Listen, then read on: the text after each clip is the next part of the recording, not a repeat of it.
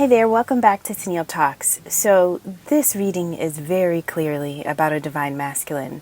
And now if this is not, a male, this is the essence of the divine masculine that lives in all of us, that is going through its version of ascension and awakening. And so there's something reigniting. There's essentially a life force that is coming alive. And so, once was blind, now this person is able to see what seemed dead within them. Now vitality is about to be restored. And so I was getting the road to Damascus. I was getting the biblical story about Saul becoming Paul, right? And there's an aspect of literally needing to die to the version of us that we used to be. And so this is a highly spiritual moment. This is a moment that was written. This is not happening by chance. Now, what triggered this to take place at this time for this masculine, it may be different for all, but I do have the energy of receiving some type of kindness or mercy or charity, right? And so there's somebody that could have extended a certain amount of grace to someone that typically we would say didn't deserve it, right? And so in terms of, going back to Saul and Paul, Ananias, he was devout and he was committed to Saul as he became the next version of himself. And before Ananias had to cross paths with Saul to essentially open him up to the Holy Spirit within him, he's like, Jesus, are you sure? This guy is a murderer. Have you seen his rap sheet? And this is who I have to cross paths with. And so this could have been a moment where, somebody who had already been in this phase of awakening and understanding who they are crosses path, with somebody who was just beginning, right? They are just getting on the road to discovering who they are and what their mission is, divinely. And so there could have been an Ananias type of person that crossed paths with this masculine, or quite literally, this masculine had essentially their own internal spiritual awakening where they heard the call or they felt the presence, right? And so all of this is going to unfold. Now, this masculine is essentially on the threshold of kind of stepping into this new beginning, right? And maybe this person, now that they've had whatever this experience is, this divine grace, this mercy, now that they've had this experience, there is a longing that is impossible to be satisfied and fulfilled in the version of life that they once lived, right? So change is inevitable. And this is very much a spiritual journey. And so this is that moment where the time that we are in and the circumstances that we are going through, they are aligning in order to move us deeply into a different version of life. And so this masculine considered life to be an exterior display of who they were. And now all of the focus that was put on their outer world, now they're considering life to be an interior experience. And so this is essentially the breaking down and the destruction of who this person thought they were, what they believed in, the relationships that they've connected to, the things that they put on a pedestal, the things that they cherished and prioritized, right? This is a tower moment, and this is divinely designed, and it is spiritually to take place right now as it is.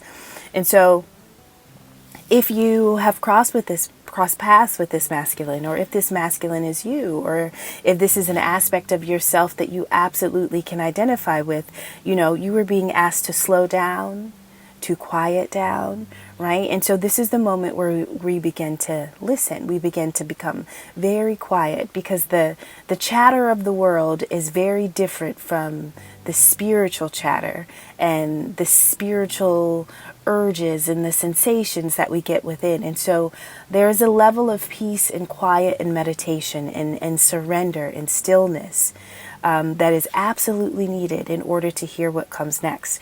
And so the mind chatter, the mental stress, the anxiety, and the chaos that typically would have plagued this masculine These are the things that are being purged, okay? And so in order to pick up on the whisperings of spirit, right, you almost have to shelter yourself from the opinions of others. Now, this is what's hard, is that a lot of people are going to hold you to who you used to be. They are not going to consider the fact that who you are becoming is always who you were. There were just levels to you getting to this layer of self, right? We're like onions. And, we have to peel things back. We have to throw things away. We have to cut things off in order to get to the core of who we are. And so this is about pulling away from the relationships and the connections that you quite possibly could have held dear to your heart, right? Because in this moment, this is another cocoon phase, right? In this moment, people are going to project, they're going to probe and ask questions, right? And they've got a lot of critiques and a lot of opinions, as people just do, right? We're people. But this is the season to shelter, to go within. Now, we're talking about being in the cosmic flow, right? And so what is right for you will stay. When you go through this season of isolation and solitude and you pull back, whoever is meant for you will be there once you emerge, right? Whatever is right for you will find you in this season, right? And so what is not meant for you is going to flow away. And sometimes those are people. Sometimes it's things. Sometimes it's tangible things that really just are no longer supposed to be in our life.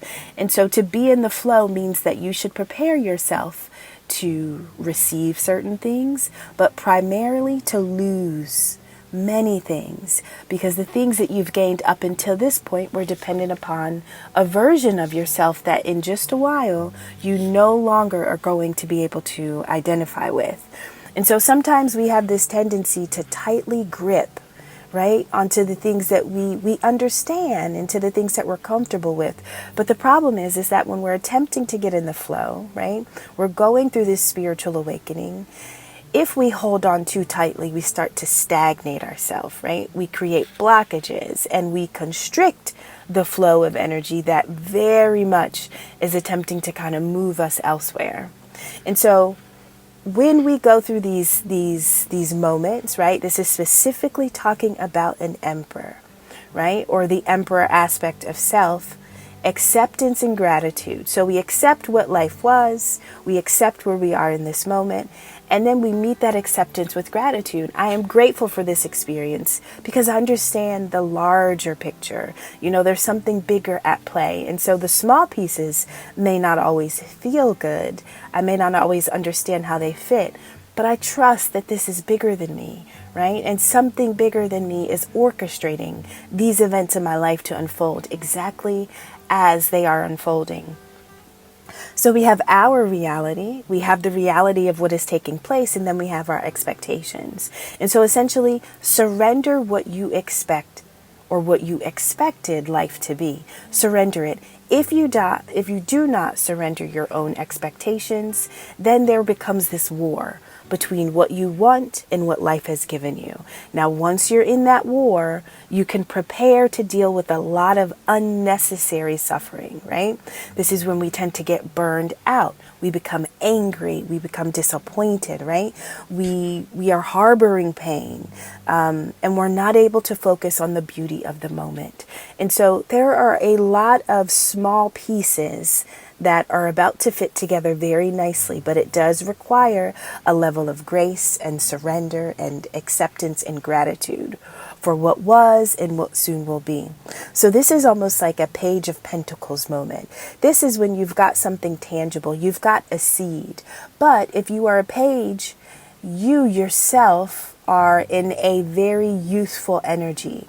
And so you are not yet the king or the queen because you haven't seasoned yourself in this type of realm before. So whatever you're about to plant, this is like realizing that you're ambitious. There's something new and I'm excited about it. I haven't been in this space before, but if I continue, if I am consistent, if I am grounded, if I planned, then I really can mature this thing, right? And so this could have been a long journey where, this emperor, this masculine, could have been very lazy or immature or kind of procrastinated from leveling up their life in this way. But this is one of those no turning back moments. And the fire within is literally coming to life. And so there's no stopping it. And there is a level of grace that God is extending, right? And I think it's the realizing that I was never alone. I fought so hard, but I didn't have to fight alone. This is like realizing the presence of the Creator in your life and being like, oh, like that is in me. And so there was a quote that I looked up, and this is by Ernest Hemingway. It says, "But man is not made for defeat. A man can be destroyed, but not defeated." And so this man, this emperor, divine masculine, is literally going through a destruction. Now, all the pieces that are about to be broken down are vital in order to build what comes next, okay? And so this person is not being defeated. They have not lost. But yes, they must be destroyed in order to rebuild. And so listen, we will go through seasons of being shattered, right? We're like glass. And sometimes, the divine has to break us in order for us to gain clarity, in order for us to truly see the vision. This is essentially you getting your sight. And as a masculine, I am not a masculine, but I am just sharing my perspective. We all have a role to play in this matrix, and this matrix tells us who we are and who we are not. And many times when I think about the masculine role that a man is to play, we're all put in a box, but I feel like the masculine has less grace. I feel like they are not given room to stretch and to grow and to explore. One of the worst things that a masculine can do, based on my experience, right, socially and even within my family, one of the worst things a masculine can do is to display any type of feminine qualities. Right? And so being a man, it's sometimes not being emotional. It's not being expressive, right? It's not being compassionate and empathetic to others. And that is impossible because divinely we were all designed with emotions. And so for men to kind of exist in this bubble where they're not allowed to feel, they're not allowed to express how they feel, right? And the only feelings that they are allowed to have or that they are allowed to express are like anger and frustration. And sometimes not even shame, not even regret, because that indicates a weakness, right? And so we're talking about those, and I've already explained that, when we deal with frustration and disappointment, it's because we are clinging on to a reality that never existed. It was just our expectation that we were kind of projecting outwards. And so that essentially is the land in which I think that many men have to live, and it is so much smaller than divinely who they are, right? And so for a man to be tender and understanding and caring, for a man to be an active listener, right? These typically are qualities that are assigned to women. These are very feminine type of qualities. And this was kind of set up for us. And the way it is set up is contrary to what our bodies are truly intended to do and to reflect. And so in order to break down what was told to you about who you were, it takes a level of bravery. And so this is not easy to do. And so if you are this masculine, or if you know that there is a masculine in your life going through this season, let that go through this season, right? We talked about sheltering ourselves away from others, because many times the people that we are about to break away from are the people that kept those beliefs alive in our mind and in our life. And if we're talking about family or communities that we grew up in, these are the people that planted those seeds that kind of allowed this version of your persona to even grow into what it is today. Not long ago, I was on the phone, and I've mentioned that I have two sons. They are 4 and 5, less than a year apart. Now,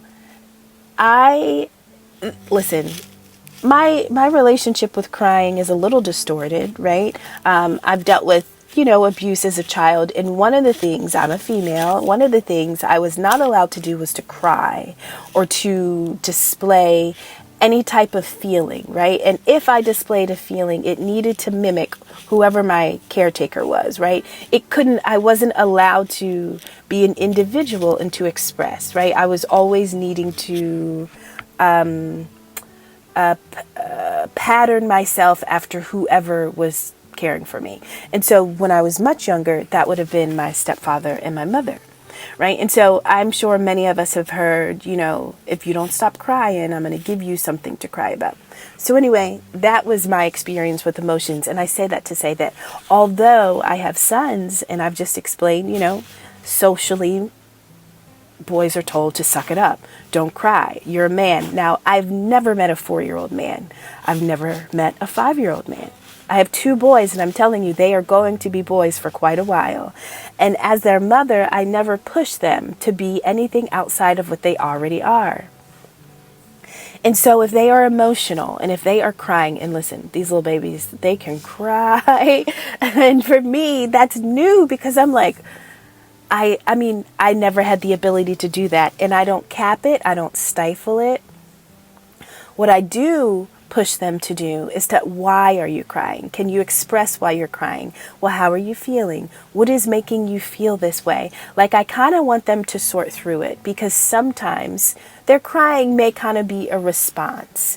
It may not be the best avenue to take to soothe it. So I'm like, listen, if this is how you're feeling, like, we got to work through it. We don't have to sit in this for 2 hours. Like, what is it, right? So I help them process it, but I never make them put it away.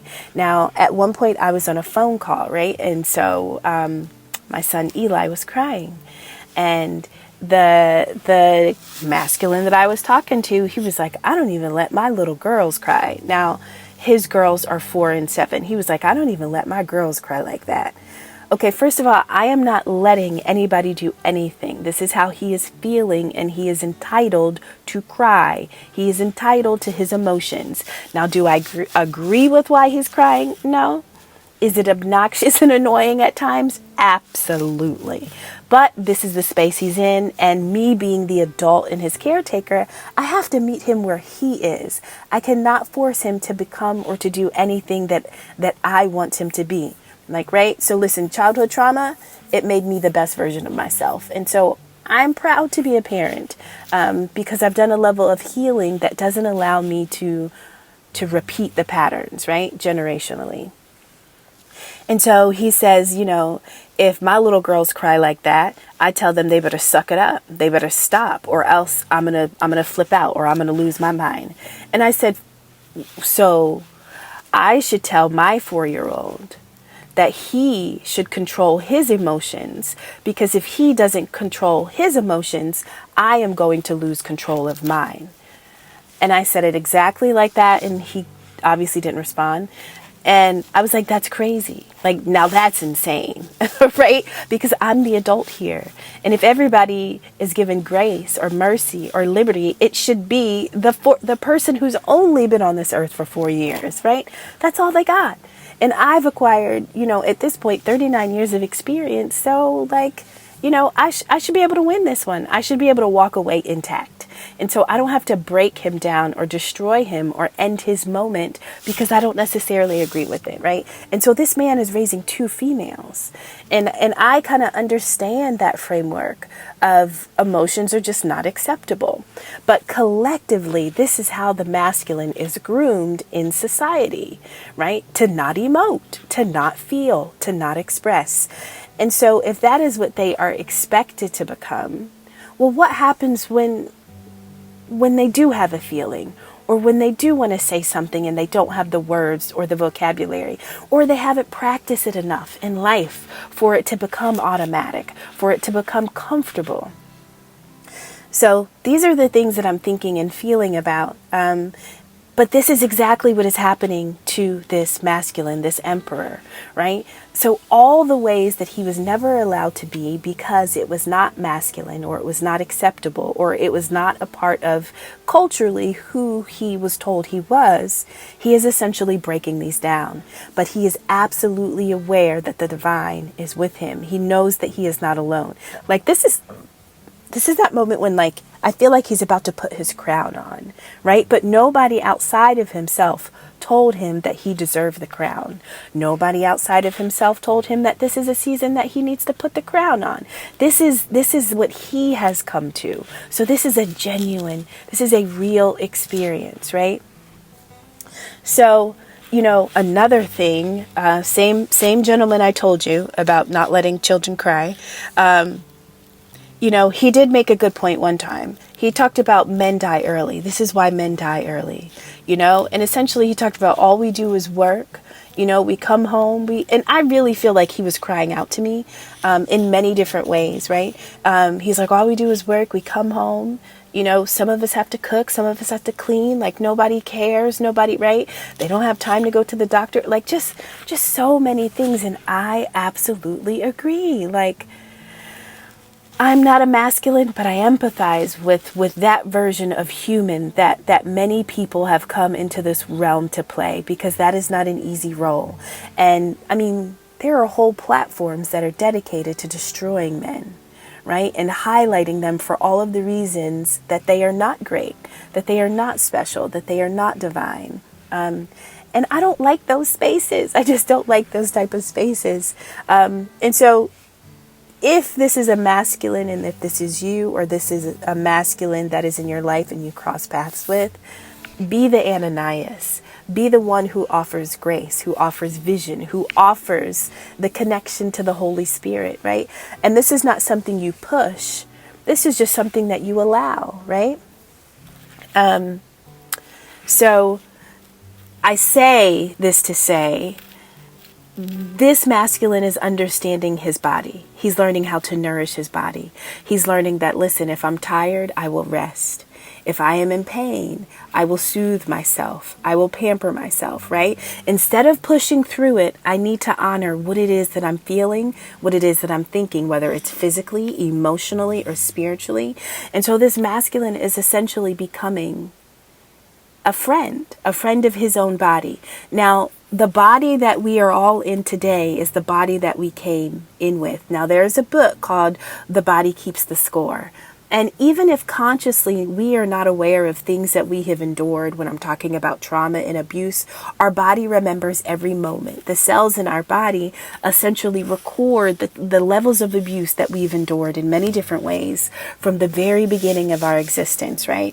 And so this masculine is literally going back to the beginning of his first memories of what it was like to be in his body. He's thinking about how other people treated it, how people mistreated it, right? He's thinking about all the reasons why people made him feel uncomfortable in his own skin.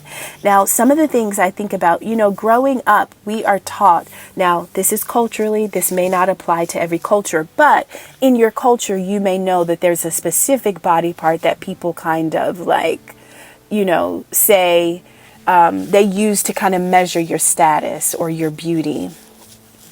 And so I know that in the Black culture, feet, I don't know, and this is for men and women, but people, I don't know what it is about the feet, but having ugly feet. And men, I have seen men at the beach, and I have seen men at the pool with socks on, right? Like literally in the ocean, in the pool with socks.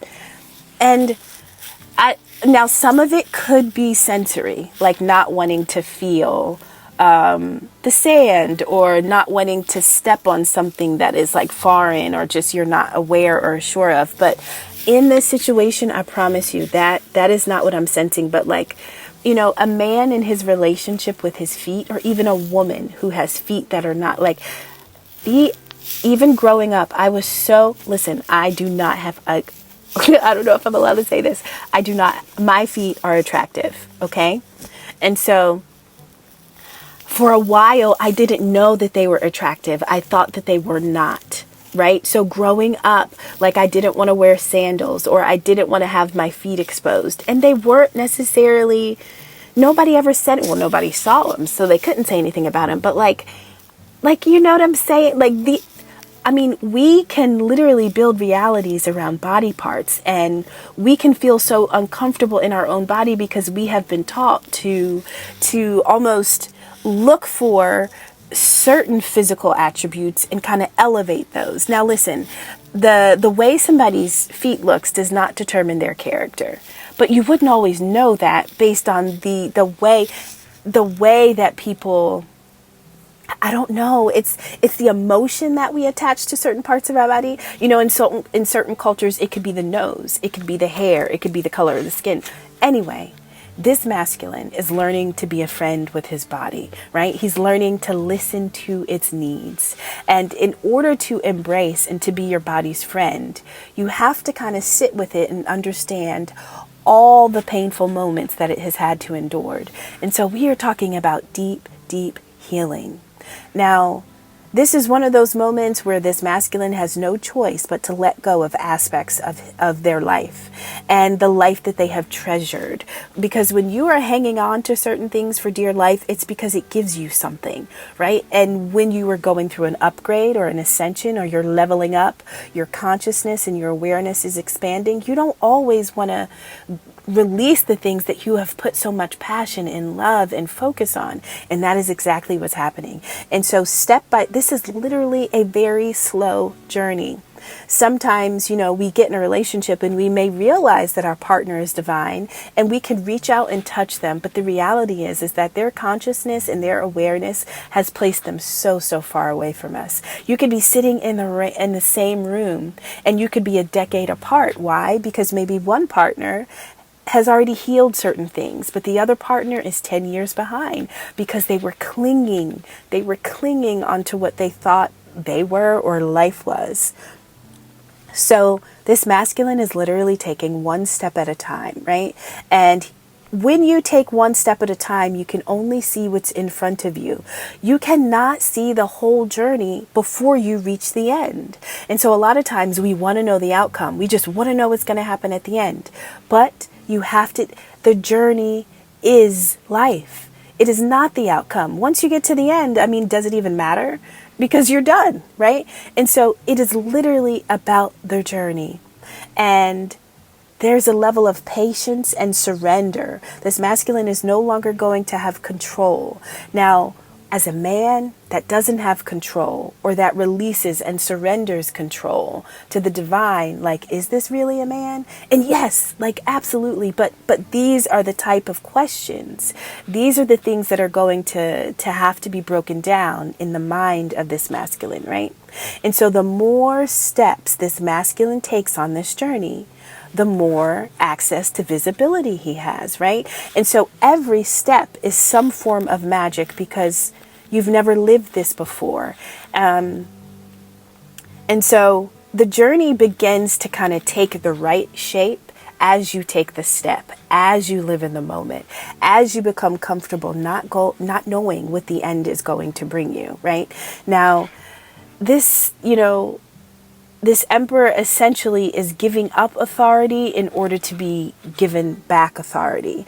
The way in which they've handled their life, the way in which they've been a father, the way in which they've been a husband. At times they could have been pretty rigid or lacked discipline or just been very stubborn. And obviously those are those social qualities that tell a man he's a man, okay? And so as a protector, this person themselves is not even feeling very safe in this space. They are not feeling safe in this moment, right? Because they are being protected by something bigger than them. But it requires them to be soft, to be receptive, to be gentle, to be quiet, to be still, to listen, right? Again, those are those feminine kind of qualities. I'm going to share another story. Or just something I noticed. Listen. Maybe this is cultural, I don't know, but I remember being in my youth, everybody made a big deal about this. For a masculine, a man, a boy, a teenager, eating certain foods seems to be a very uncomfortable experience in the event that the food mimics the shape of the male genitalia. So like, does anybody remember like growing up, or people, like if you see a man, and I'm laughing because, like, I do have versions of myself where I'm kind of ignorant, but like, I don't project this onto men, but like, if you see a man like licking an ice cream cone, like going to town, right? Or eating a corn dog or a glizzy, which is a hot dog. Who determined that glizzy was whatever, a glizzy gobbler, right? Sometimes when men even enjoy certain foods in certain ways, because of the shape of the food, this man would be considered to be less masculine, or accused as being homosexual, right? Or because they're doing something feminine. They're doing what women do. Apparently, only women are allowed to eat foods that come in the shape of a cylinder, right? I don't know, but like, this is what I'm thinking of. And I think about all these little things that people hold on to that they don't realize. I mean, it is so juvenile. Like, just lick that ice cream cone and you love the ice cream, and it doesn't care what it looks like. Who cares what people say?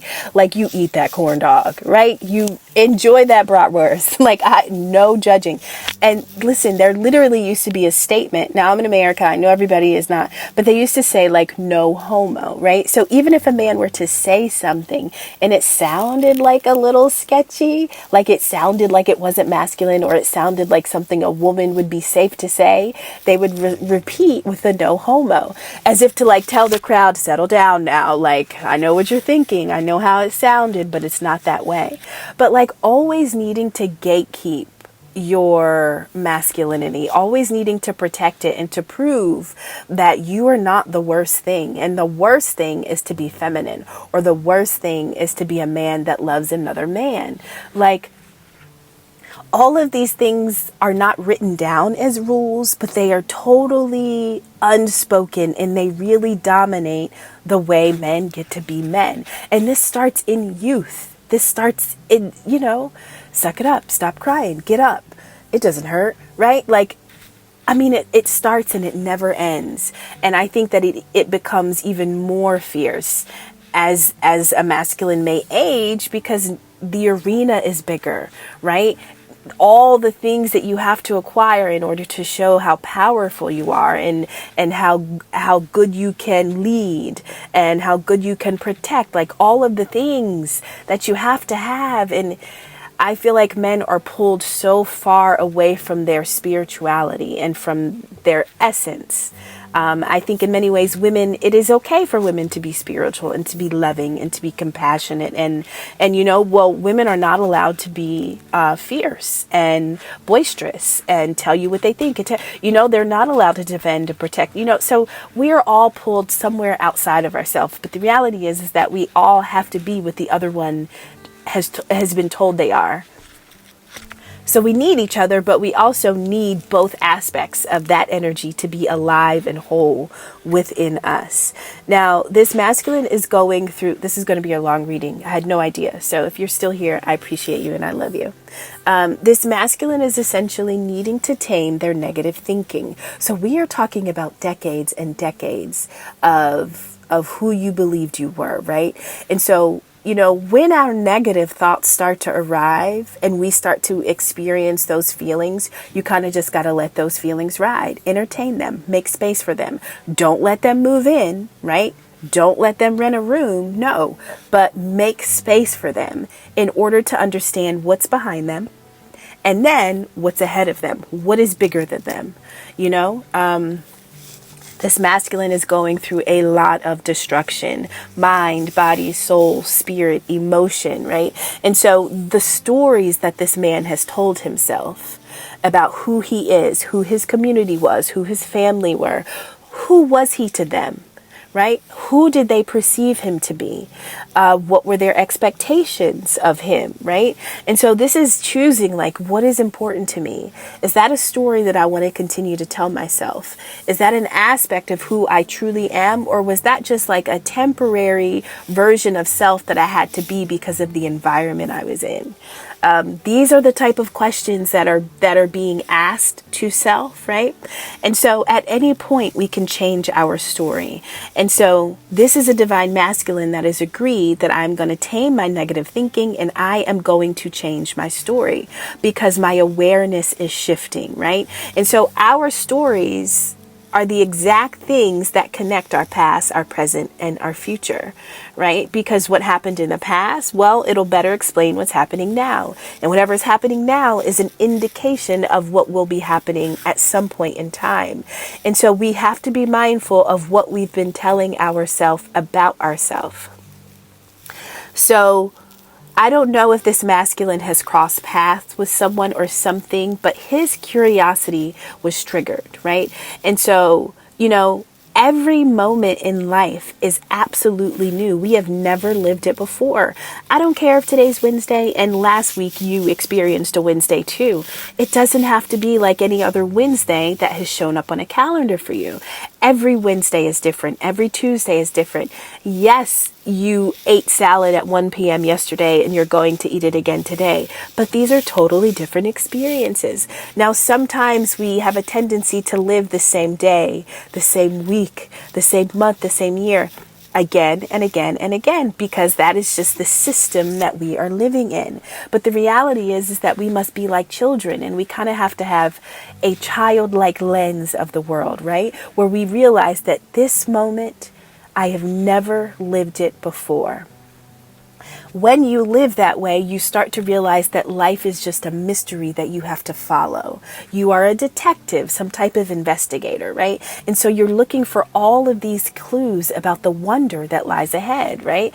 And your curiosity is your tool in order for you to see life from the eyes of a child. Now, there's a certain amount of control that you have to relinquish. When you allow life to life, you got to let go. You have to release your reality. And so sometimes we do want to possess. We do want to hoard, right? We become greedy about making sure that we experience certain things again and again. We become greedy about holding on to people because these people are a part of the identity that we have structured for ourselves, right? We force ourselves to hold on to the things that are guaranteed to change because we are not comfortable with changing who we are, right? And this is what's causing suffering. This is the realization that this masculine is having. This masculine is going through a level possibly of depression, right? And sometimes these spiritual moments in these journeys can very much feel like some type of persecution. It feels like you are being beaten up and ridiculed for who you've been, which is never motivation to step into what you are about to become, right? And so this literally is a battle. This is a battle, and it is happening internally. So you've got the external world versus the demons of your internal, right? Excuse me. So if this is you, keep going, right? This is a storm, and storms are guaranteed to pass. If this is a masculine that's close to you, the best tool that I like to use when people are kind of unfolding their own journey is active listening. And I don't respond, right? A lot of times I just listen. And I do have a tendency to mimic behavior because, I'm thinking of a video I saw one time, but there was a baby crying and the mother's face didn't show any type of concern, any type of care. She just sat there with a straight face, right? Cold, distant, withdrawn, disconnected, almost like she couldn't feel what the baby was feeling. And so, that happens a lot of times when we're growing up, when we are having an emotion and there's nobody there that can reflect back to us that what we are feeling is real and valid and true. And so I say that to say that this masculine is suffering. And so if you are in the life of somebody like this, I think that one of the best things that you can do is validate the emotion. And it doesn't always need a response. It doesn't need a lecture. It doesn't require you to do anything. Sometimes it is just posture. It is body language. It is facial expression. It is a soft tone.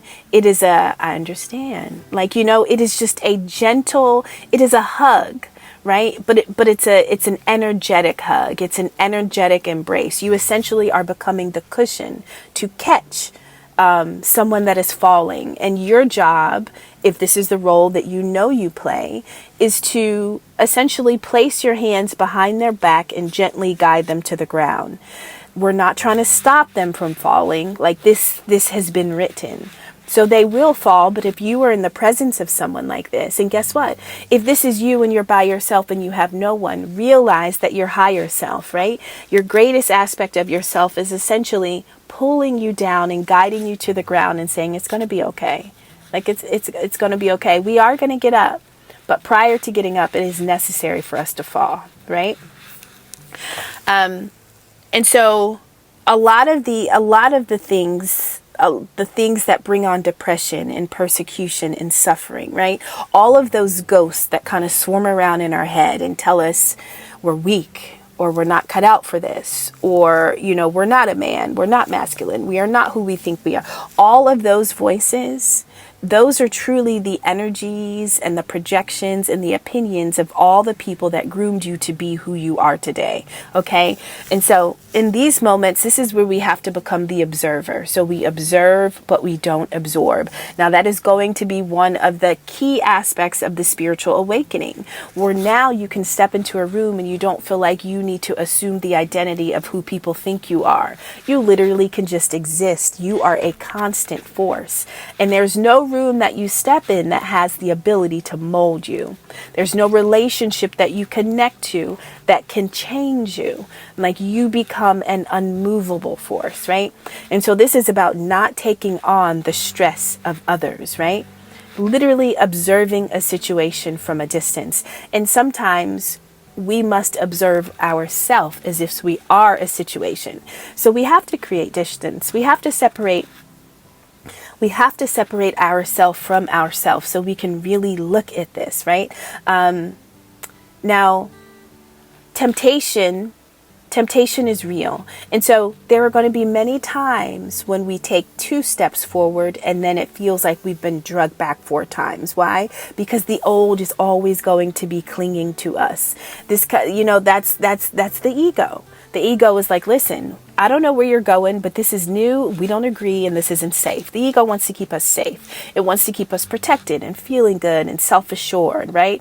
It wants us to always know that we are the greatest version of ourselves in this moment at this time. And so when something is out of line, when something is making the ego uncomfortable, it would do everything to pull you back. Now, that is divinely designed. This is how these bodies, these machines were made, right? So that's not a bad thing, but in the event that it is not balanced, it can be bad. Because it stunts and stagnates us. It blocks us from moving forward. So, sometimes there are going to be temptations that essentially want to pull you back, right? This could be something material, right? Material resources. So this could be money, this could be opportunities, this could be deals. Anytime you're about to make a breakthrough, and now I think about dating, right? How many times have you literally been single for a decade? You're about to meet somebody new, and now people from your past want to come back and connect. And it's like, really? Like, now? This is kind of what is happening energetically when you're attempting to move forward in an unknown realm. Now, this territory feels unknown, but you are exactly where you need to be. But the ego doesn't understand that. And honestly, if we are talking spiritually as a spiritual being, there are certain entities and energies that don't want to see you grow. They don't want to see you purge your shadow and step into your light. Like, this is the planet where we learn to balance both. We're not getting rid of the darkness. We're just learning how to blend and how to marry. We're essentially stepping into wholeness, where we integrate the light and we integrate the dark, right? We embrace all parts of ourselves, right? And in order to do that, we have to nurture. We have to make space for the darkness to exist, right? And once we give it space, once we don't run from it, once we don't hide from it, then we can be like, hey, shadow, hey, darkness, look at this. Here's light. Like, you want to hang out with light? Like, then we get to blend. And this is all happening inside of us. Now, there are parts of our body that we have exiled, right? We have banned it to the back of our consciousness. We have hidden it in the shadows. All of that stuff needs to come to the front, right? We need to bring all this stuff up. And this is all happening within. Detachment. This is how you start to detach, right? This is how we create balance mentally. We don't expect life or this journey to unfold any other way. Every single moment is a moment of magic, okay? Now, the materials that could be pulling you, or whatever, whatever vice you have, that is what is going to be calling you the hardest, right? Because you've already grown a certain attachment to it. And so your ego is like, oh no, don't go over there. Hey, remember you like to do this. Remember you like to smoke that. Remember you like to drink this. Don't you remember how you feel when you're with that person, right? Like the ego is going to give you all the things you love about being the version of you that you used to be. And this is where you literally have to override it. And you're like, yeah, I mean, I do like to do this. I do like that person. But in this situation, I really, like, you have to talk to self about self. You have to assure yourself. Now, there is a level of success that is coming at the end of this journey for this divine masculine, right? There's some type of victory. Like, the recognition is coming, but this is not an external recognition where people are going to like celebrate you and throw a party. No, this is an internal event. Like, this is something that is happening inside of you. And there could be a fear of, there's a level of embarrassment attached to this. And the embarrassment really is because we have carried the opinions, the criticisms, and the beliefs of those that don't belong. Everybody is not going to be living a life where a portion of your life is essentially your road to Damascus. Everybody doesn't have that calling. And so those that would cause you to feel embarrassed, or who would gossip or bully you, or, right, those are people that don't have this calling. Those are people that were not given this mission. And so they're not going to get it, right? And guess what? The same people that bully and laugh and just don't understand are going to be the same ones that one day will say, oh, I know that person, or I know, right? They can't see it. They can't see it, and they're honestly not supposed to see it. And the more resistance you have from the outside world, I think it's required to have resistance only because it forces you to develop a level of bravery and courage, right? You did it without the support. You did it without the assistance. You did it without others believing in you. And it doesn't feel good. But when you get to the end and you realize what you've really accomplished, and you understand that you did it alone, like a win is a win. Like it almost feels like a better win, right? Because you had you even when no one else did. And so this is the journey that divine masculines are going through right now. And something supernatural triggered this, whether it was the God within another being, or whether it literally is a spiritual moment where somebody has had some type of exchange, with God, with the Holy Spirit. There's something that has awakened the curiosity inside the mind, the heart, and the body of this masculine. So if you are still here, I love you. Thank you for listening to this reading. And again, remember, the masculine version of a divine feminine can be living and existing in this experience, right? A male can be going through this. So we are really talking about energy. And so if you are not masculine or a man, it doesn't mean that the energy or the information in this reading, it can't apply, or that it doesn't fit. Thank you so much for coming to Tennille Talks, and I will see you on the next one.